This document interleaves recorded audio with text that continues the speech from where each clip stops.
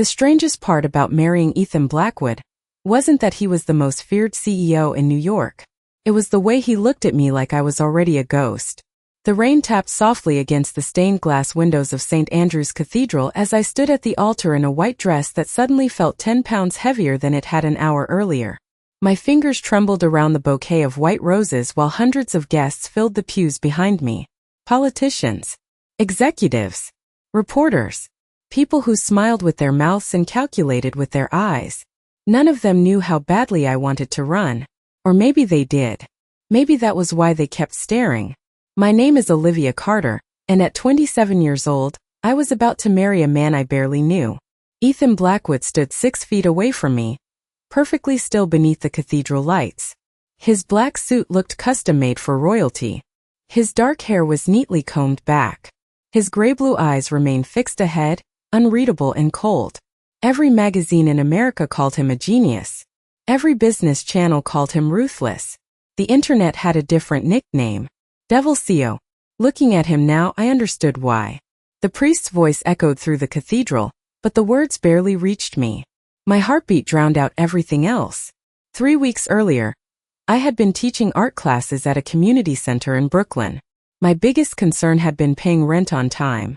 Then my father's struggling construction company became trapped in a legal nightmare that threatened to destroy everything my family owned. Overnight, Ethan Blackwood appeared with a solution. A merger. A contract. A marriage. It sounded insane. It still did. Yet somehow I found myself standing beside him while cameras flashed and guests smiled. "Do you, Ethan Blackwood, take Olivia Carter to be your lawful wife?" the priest asked. Ethan answered immediately. "Edo." His voice was calm, controlled, almost mechanical. Then every eye turned toward me. For a second I couldn't breathe. I thought about my father sitting in the front row. I thought about the debt hanging over my family. I thought about how one word could change the rest of my life. "Do," he whispered. Applause filled the cathedral. The organ began to play. People stood, smiled, celebrated. Yet Ethan never smiled once. 2 hours later, I stood inside Blackwood Manor overlooking the Hudson River. The estate looked less like a home and more like a private museum. Marble floors stretched beneath crystal chandeliers. Massive portraits lined the walls. Everything was elegant. Everything was perfect. Everything felt empty. A fire crackled quietly in the library as Ethan loosened his tie and poured himself a glass of water. The silence between us felt enormous. Finally, I found the courage to speak. "Why me?" The question escaped before I could stop it. Ethan looked toward the rain-covered windows. For several seconds he said nothing. Then he turned. His expression remained distant, detached, almost sad. Because this arrangement solved problems for both of us. Arrangement. Not marriage. Not relationship. Arrangement. My chest tightened. "Is that all this is?" I asked. He walked past me toward the doorway. His footsteps echoed across the marble floor. Then he stopped without looking back. "I will never love you, Olivia." The words landed harder than I expected. Before I could respond, he continued walking down the dark hallway. Moments later, I heard a door close somewhere deeper inside the mansion. I stood alone beneath the chandelier, staring into the silence. Then faintly, from somewhere beyond the library walls, I heard Ethan's voice again. Soft, broken, almost unrecognizable. And the name he whispered changed everything. "I miss you, Emma." The grandfather clock somewhere in the mansion struck midnight, each chime echoing through the halls like a reminder that my old life was officially over. I stood frozen beneath the chandelier long after Ethan's footsteps disappeared. "I miss you, Emma." The words repeated inside my head again and again. Not because they were shocking, because they sounded real. For the first time that day, Ethan Blackwood had sounded human. I told myself it was none of my business.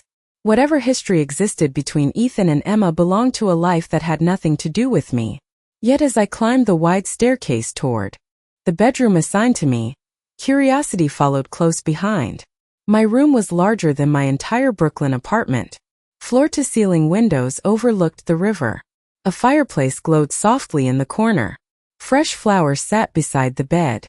Everything looked beautiful. Everything felt borrowed. I changed into pajamas and tried to sleep, but sleep never came. Rain tapped against the glass. The mansion creaked quietly. Every time I closed my eyes, I heard that voice again. Soft. Broken. I miss you, Emma. Around 2 in the morning, I finally gave up. Pulling a sweater over my shoulders, I stepped into the hallway. The house was silent. Most of the lights had been dimmed, leaving only small golden lamps illuminating the corridors. The place felt less like a home and more like a museum after closing time. As I wandered downstairs, I noticed a faint light glowing beneath a partially open door near the west wing of the mansion. The library. I recognized it from earlier. My pulse quickened. I should have gone back upstairs. Instead, I moved closer. The crack between the door and frame revealed a warm pool of light. Through it, I could see Ethan sitting alone beside the fireplace. He was no longer wearing his suit jacket. His sleeves were rolled up. A glass of untouched water rested on the table beside him. In his hands was a photograph. He stared at it so intensely that he seemed unaware of the world around him. Then he spoke. You would hate this. His voice was barely above a whisper. You always hated these kinds of deals. Silence followed. Yet he continued speaking as though someone sat across from him. I know what you would say. His expression softened. Not much. Just enough to make him look like an entirely different man. You would tell me I am making another mistake. I could not move. Could not breathe. Watching him felt strangely intimate, like witnessing something never meant for anyone else. A floorboard creaked beneath my foot. Ethan's head snapped toward the doorway instantly. I stepped back, my heart racing. For a second, neither of us spoke. Then he stood. The softness vanished from his face so quickly I wondered if I had imagined it. Could not sleep, he asked. His voice had returned to its usual calm distance. No, I admitted. Neither could you. His jaw tightened slightly. The photograph disappeared into a drawer beside the fireplace. You should get some rest. I looked toward the drawer. Who is Emma? The question escaped before I could stop it. The room became perfectly still. Rain tapped against the windows. Fire crackled quietly behind him. Ethan's eyes met mine. Cold. Guarded. Unreadable. For a long moment I thought he might answer. Instead, he walked past me toward the door. Good night, Olivia. Then he left. I remained alone in the library staring at the closed drawer. Something told me the answer to everything was hidden inside it. And for the first time since the wedding, I realized I was not afraid of Ethan Blackwood. I was afraid of the story he was trying so desperately to forget. The next morning, sunlight spilled across the Hudson like liquid gold, but Blackwood Manor still felt wrapped in shadows. I barely touched the breakfast arranged on the dining table. Fresh fruit, coffee, pastries, everything perfect, everything untouched. My thoughts remained trapped inside that library drawer. By noon, Ethan had already left for Manhattan. At least that was what one of the staff members politely informed me. The moment his car disappeared through the front gates, the mansion seemed to exhale. I told myself I was simply exploring my new home. Nothing more. Yet somehow my feet carried me back toward the west wing. The library stood exactly as I remembered it. Tall shelves stretched 2 stories high. Dark wood paneling reflected the soft afternoon light. The fireplace sat cold now. Quiet. Waiting. My pulse quickened as I approached the desk beside it. The same desk where Ethan had hidden the photograph. I hesitated. This was wrong. Invasive. The kind of thing decent people did not do. Then I remembered the look on his face when he whispered Emma's name. Curiosity won. Carefully I opened the drawer. Inside lay a single framed photograph. The moment I saw it, my breath caught. A young woman smiled back at me. Blonde hair. Bright blue eyes. A warm, effortless smile. She looked happy. The kind of happy that photographs rarely capture. For several seconds I simply stared. Then my stomach dropped. It was not because she looked exactly like me. She did not. But there was something familiar. The shape of her face. The softness in her eyes. The way she tilted her head slightly while smiling. Enough similarities to make me uncomfortable. Enough similarities to explain why everyone at the wedding had looked at me so strangely. My hands trembled as I set the frame down. Beneath it rested a folded newspaper clipping. I unfolded it carefully. The headline was nearly 8 years old. Local philanthropist Emma Sinclair remembered for community work. A memorial article. My chest tightened. Emma was gone. The realization felt heavier now. More real. I continued reading. She had volunteered at schools, organized charity programs, raised money for children's hospitals. Every paragraph described kindness, compassion, hope. Nothing about her sounded ordinary. No wonder Ethan could not forget her. A sudden sound behind me made me jump. The library door opened. I spun around so quickly that the clipping nearly slipped from my fingers. An elderly woman stood in the doorway holding a stack of books. She wore a gray uniform and looked surprised to find me there. "Mrs. Blackwood," she said gently. Relief washed through me. Not Ethan. Just a housekeeper. "I am sorry," I said quickly. "I was only looking around." Her eyes drifted toward the photograph. Something changed in her expression. Not anger. Sadness. Deep sadness. "Miss Emma spent many hours in this room," she said softly. "She loved books." I glanced back at the photograph. Everyone seems to miss her. The woman smiled sadly. Some people never truly leave a place. Before I could ask another question, she excused herself and disappeared down the hallway. Silence returned. I looked once more at Emma's picture. Then my gaze landed on something hidden beneath the newspaper clipping. A sealed envelope, yellowed with age. My name was not on it. Neither was Ethan's. Only 2 words written in elegant handwriting across the front. For the future. My fingers hovered over the envelope for several seconds before I finally picked it. The paper felt fragile, older than everything else inside the drawer. Dust clung to the edges. Whoever had placed it there had never intended for it to be found casually. The elegant handwriting seemed almost alive beneath my fingertips. For the future. A strange chill traveled through me. I should have put it back. I knew that. Yet every answer I uncovered seemed to create 10 more questions. Carefully I broke the seal. Inside was a folded letter written on cream-colored stationery. The ink had faded slightly with time, but the handwriting remained beautiful. The first line stopped my breathing. "If you are reading this, then life did not go the way I hoped." I lowered myself into the leather chair beside the desk. The library suddenly felt smaller, quieter, more personal. I continued reading. The letter was written by Emma. There was no doubt about it. Her voice seemed to flow from every sentence. Warm, kind, optimistic. She wrote about dreams she wanted to accomplish, schools she wanted to help, children she wanted to inspire. She wrote about the future as though it were a bright road stretching endlessly ahead. Yet beneath every hopeful line, I sensed something else. A sadness she never directly named. Near the bottom of the page, one sentence had been underlined twice. "If Ethan ever learns how to be happy again, please do not let him carry guilt for me." My eyes lingered on those words. Happy again. Guilt. The letter suddenly felt less like a message and more like a goodbye. I turned the page. A photograph slipped out and landed softly on my lap. Picked it up. Ethan and Emma stood together beside a lake beneath a summer sky. They looked young, carefree. Ethan was smiling. Actually smiling. The sight shocked me more than anything else. The man I knew seemed incapable of such openness. Yet here he was, laughing beside the woman he clearly loved. Something tightened inside my chest. Not jealousy. Not exactly. More like the realization that I had married someone whose heart already belonged to another lifetime. A car door slammed outside.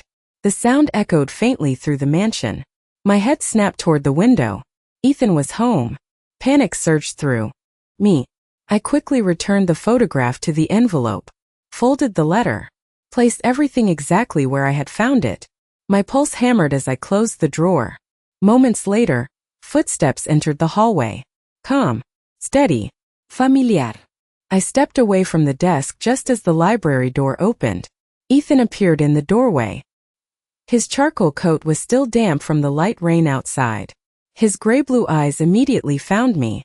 For one uncomfortable second, neither of us spoke.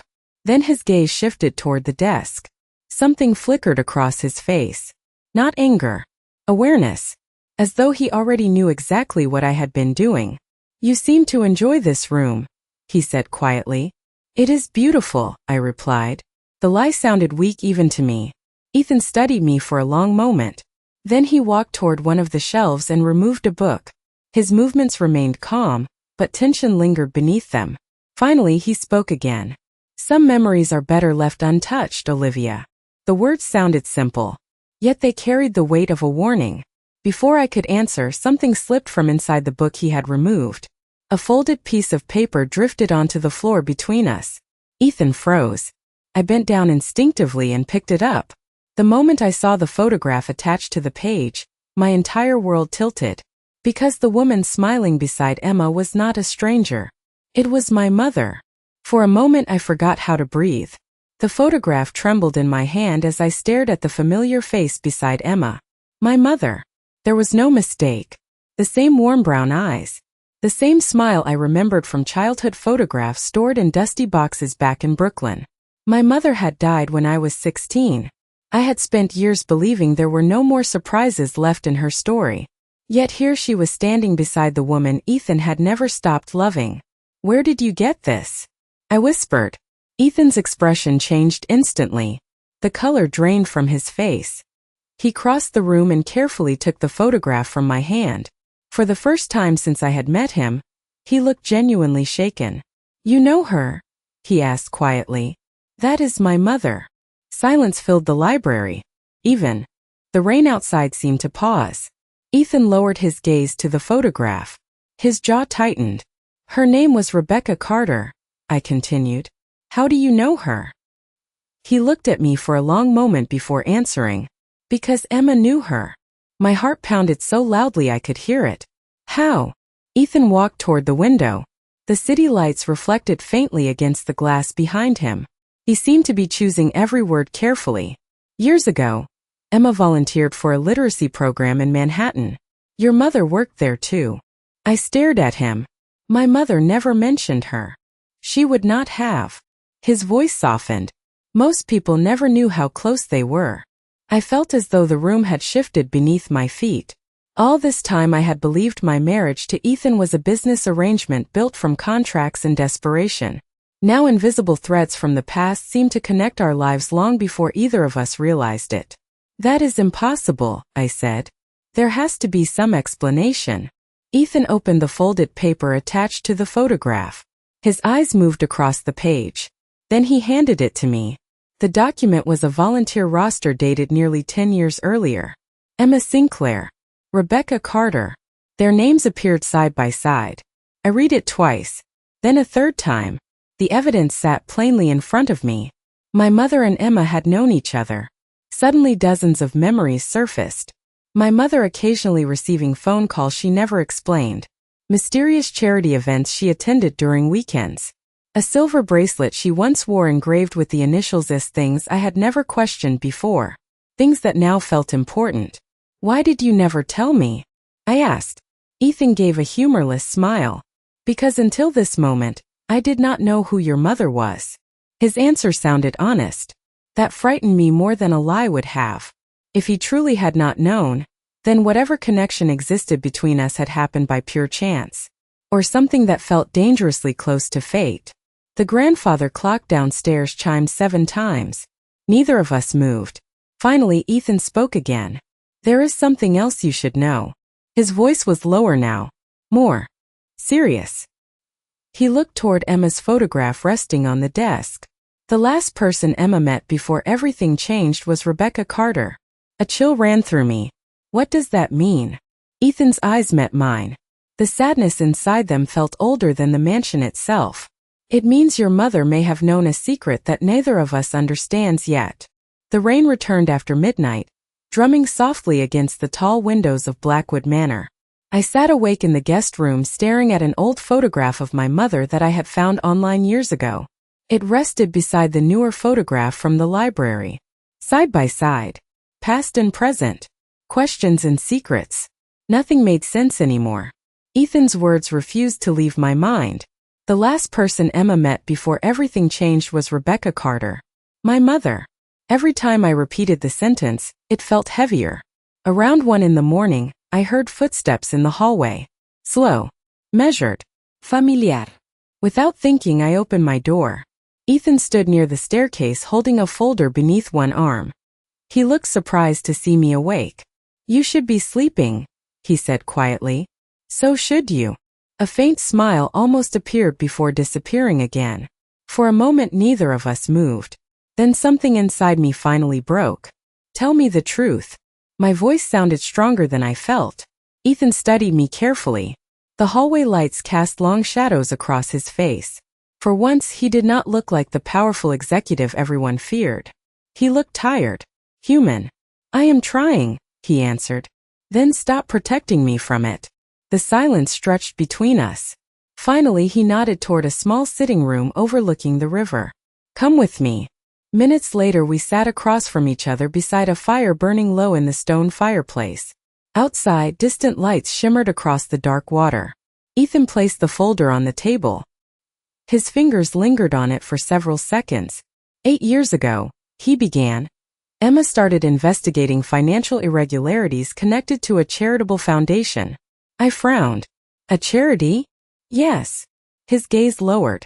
"She believed money intended for community programs was disappearing." I listened carefully.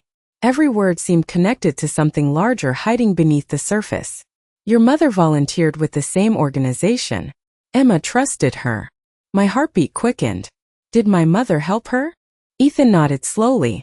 According to Emma's notes, Rebecca discovered documents nobody else had seen. He opened the folder and removed several pages.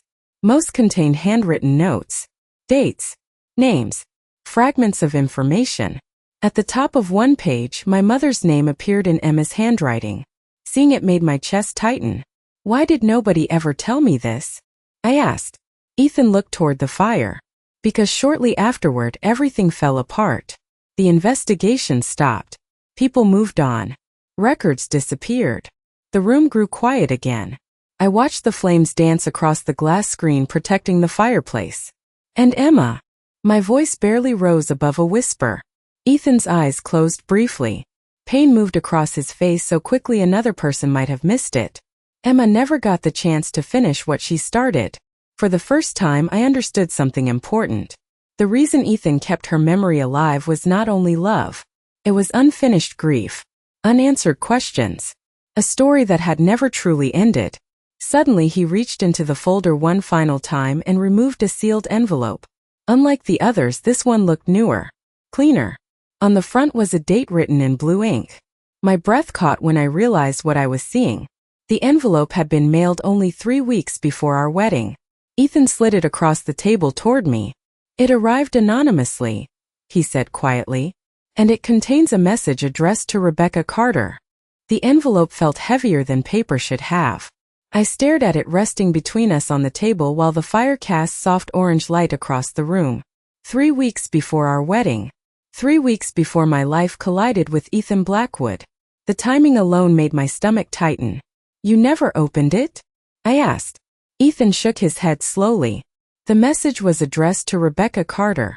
It was never mine to read. I looked up at him. "Even after all these years?"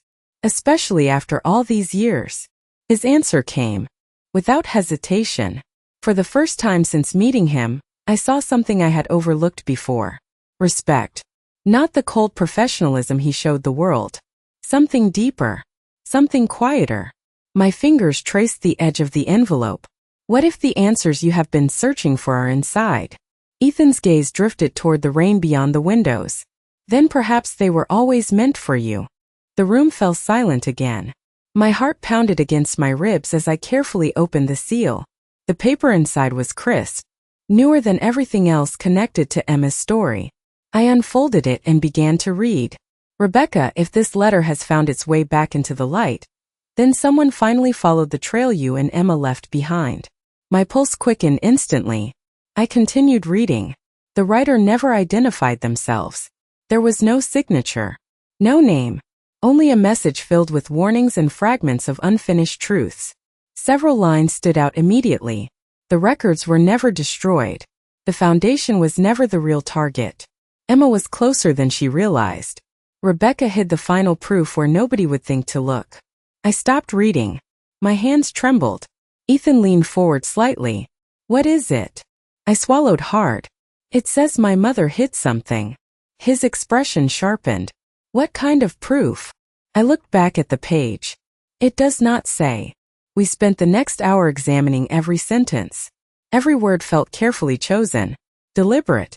The anonymous writer clearly knew both Emma and my mother. More importantly, they knew secrets neither of us understood. Near the bottom of the page, one final line had been written separately from the rest. Find the place where stories were borrowed and futures were written. I read it 3 times. Ethan read it 5. Neither of us understood. Eventually I leaned back in my chair, exhausted. It sounds like a riddle. It probably is. Ethan's voice carried an unfamiliar note. Determination. Hope. Something I had not heard before. For years he had been chasing memories. Tonight felt different. Tonight he finally had a direction. The fire had nearly burned out when a memory surfaced unexpectedly. Small. Ordinary. Easy. To overlook. My eyes widened. Wait. Ethan immediately looked at me. What? I sat forward. When I was little, my mother used to take me somewhere every Saturday morning. He remained silent, listening carefully. An old building in Manhattan. The memory sharpened as I spoke. Shelves everywhere. Thousands of books. Ethan's eyes narrowed. A library? I nodded slowly. Suddenly the final sentence from the letter echoed inside my mind. Find the place where stories were borrowed and futures were written. A library. My mother had loved that place. She visited constantly. Even after volunteering ended. Even after Emma disappeared from her life. Ethan stood so quickly his chair shifted across the floor. For the first time, genuine emotion broke through the walls he carried around himself. Olivia, he said quietly, do you remember which library it was? And somehow, after nearly a decade, I realized I did. By 7 the next morning, we were driving into Manhattan beneath a sky the color of brushed steel. The city was just beginning to wake up. Steam rose from street grates. Delivery trucks crowded the avenues. People hurried toward offices carrying coffee cups and unfinished conversations. Yet none of it felt real. My mind remained locked on a memory nearly 20 years old. Ethan drove in silence. One hand rested on the steering wheel, while the other occasionally tightened around it. For the first time since I had met him, he looked nervous. Not about business. Not about investors or headlines. About answers. The library stood on a quiet corner in Midtown. It was smaller than I remembered. Red brick. Tall windows. A faded sign above the entrance. Time had changed it, but not enough. The moment I stepped inside, recognition hit me. The scent of old paper. The creak of wooden floors. The soft hum of air conditioning. Memories flooded back instantly. Saturday mornings holding my mother's hand. Story hours. Stacks of books reaching toward the ceiling. Ethan watched my expression carefully. This is the place. I nodded. I am sure. An elderly librarian greeted us from behind the front desk. Her silver hair was neatly pinned back. Reading glasses rested low on her nose. She looked as though she had worked there forever. When I explained that my mother had volunteered here years ago, something flickered across her face. Recognition. Rebecca Carter, she said softly. I remember her. My heart skipped. Ethan and I exchanged a glance. You knew her? I asked. The librarian smiled warmly. Everyone knew Rebecca. She organized children's reading programs. Wonderful woman. For the next 20 minutes, she shared stories I had never heard before. My mother donating books, helping families, spending hours cataloging materials after closing. Listening felt like discovering a new version of someone I thought I already knew. Then the librarian paused. There was another young woman she spent time with. Ethan straightened immediately. Emma Sinclair? The librarian's eyes widened. Yes, that was her name. The room seemed to grow smaller. The years separating past from present suddenly felt paper thin. They worked together often, the librarian continued, especially downstairs. Downstairs? I asked. She pointed toward a narrow staircase near the back wall. Storage archives. Hardly anyone uses them anymore. Minutes later we descended into the basement. The air felt cooler there. Rows of shelves stretched through the dim space. Boxes. Records. Forgotten pieces of history. Dust danced through narrow beams of light. I moved slowly between the aisles, guided more by instinct than logic. Then I saw it. A small wooden cabinet tucked behind a row of archived newspapers. My pulse quickened. The cabinet looked ordinary except for a tiny brass plate attached to the front. 2 engraved initials. R.C. Rebecca Carter. Ethan stopped beside me. Neither of us spoke. Carefully, I opened the cabinet door. Inside rested a single leather journal wrapped in protective cloth. Nothing else. No explanation. No note. Just the journal. My hands trembled as I lifted it free. The cover showed years of wear. On the first page, written in my mother's handwriting, were 7 words that made my heart nearly stop. If you found this, Emma was right. My hand shook as I turned the page. The basement archive seemed to disappear around me. There was only the journal. Only my mother's handwriting. Only the truth waiting patiently after nearly a decade. Ethan stood beside me in complete silence. The first entry was dated 8 years earlier. Rebecca wrote about the Literacy Foundation. About missing funds. About records that did not match official reports. But the deeper I read, the more I realized money had never been the real story. Several pages later, Emma's name appeared again. Rebecca described her as fearless, determined, incapable of walking away once she believed something was wrong. A lump formed in my throat.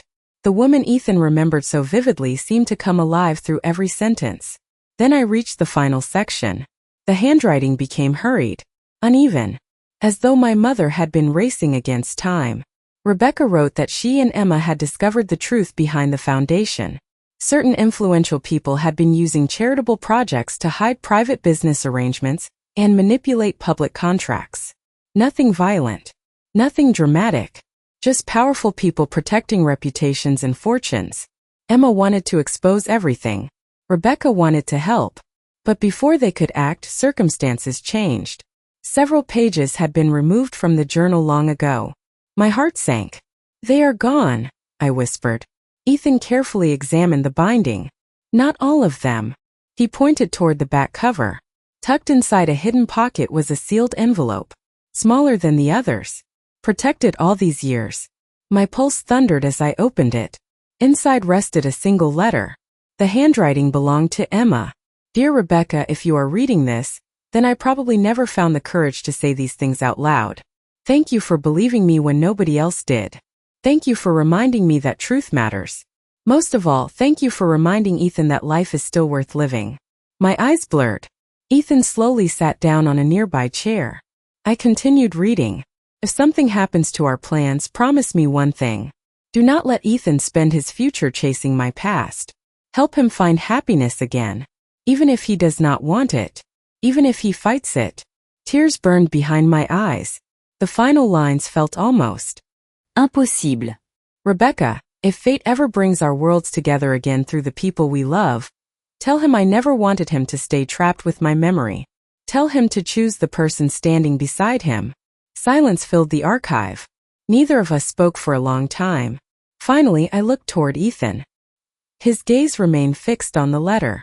Years of grief, questions, regret. All of it seemed to settle quietly around him. Then something changed. Not dramatically. Not all at once. Just enough. He looked at me instead of the photograph resting beside the journal. Really looked at me. For the first time. "All these years," he said softly, "I thought I was protecting what I lost." His voice cracked slightly. Maybe I was only hiding from what was still waiting for me. Outside, sunlight filtered through the small basement windows. Dust sparkled in the air like tiny stars. I smiled through tears. Emma already knew. Ethan glanced down at the letter one final time before carefully folding it closed. Then he reached for my hand. Not because of a contract. Not because of an obligation. Simply because he wanted to. As our fingers intertwined, I realized something extraordinary. My mother had helped Emma. Emma had left a message for the future. And somehow, through a chain of impossible coincidences, that future had led both of us here. The answers Ethan spent years searching for had never been hidden in a mystery. They had been hidden in a promise. And for the first time since I met him, Ethan Blackwood smiled.